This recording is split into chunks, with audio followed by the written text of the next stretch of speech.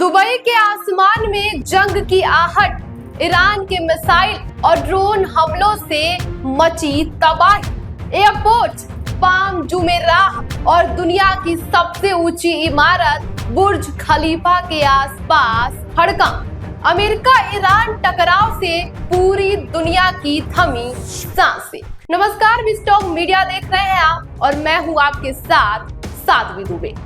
अगर आपका कोई रिश्तेदार इस वक्त दुबई में है तो ये खबर आपके लिए है। अगर आपका पैसा खाड़ी देशों से आता है तो ये खबर आपके लिए है। और अगर आप सोचते हैं कि मिडिल ईस्ट की जंग से हमें क्या फर्क पड़ता है तो भी ये खबर आपके लिए ही है, क्योंकि जो आग वहां लगी है उसकी तपिश यहाँ तक आने में बिल्कुल भी देरी नहीं लगने वाली है। दुनिया का सबसे चमकदार शहर दुबई रात के अंधेरे में धमाकों से कांप उठा। बुर्ज खलीफा के इर्द गिर्द आसमान में रोशनी की लकीरें खींची और फिर एक भयानक धमाका हुआ। इंटरसेप्ट की कई मिसाइलों का मलबा इतने करीब से गिरा कि दुनिया की सबसे ऊंची इमारत को फौरन खाली कराना पड़ा। यह इमारत सीधे निशाने पर नहीं थी, लेकिन खतरा इतना करीब था कि किसी को भी रुकने की हिम्मत ही नहीं हो पाई।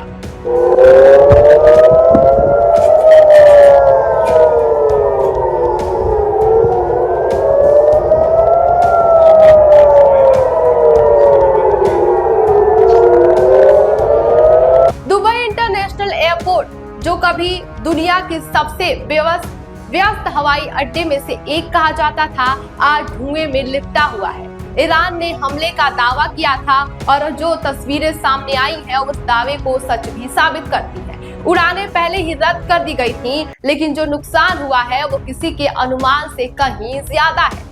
पाम जुमेराह से भी आग और धमाकों की खबर आई है। शेख जायद रोड पर खिड़कियां हिल रही थीं और पूरा शहर उस वक्त सदमे से भरा हुआ था।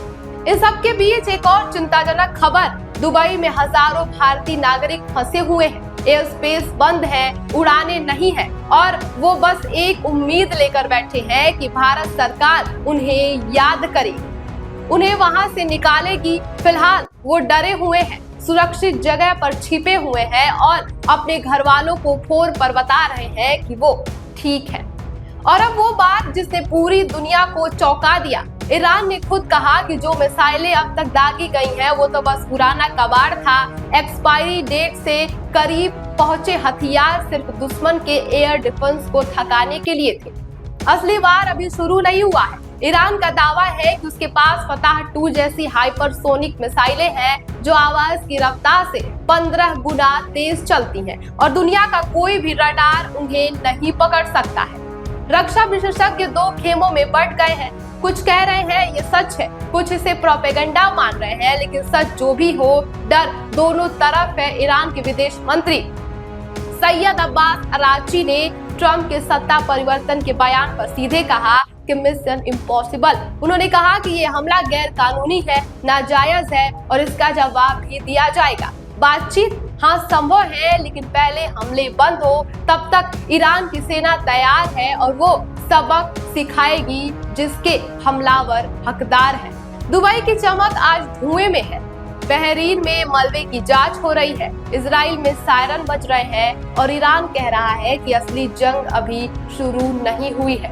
दुनिया सांस रोक कर देख रही है कि अगला कदम कौन उठाता है और देखना दिलचस्प होने वाला है कि आने वाले समय में ये युद्ध थमेगा या फिर तीसरे विश्व युद्ध की आहट यहीं से शुरू होने वाली है।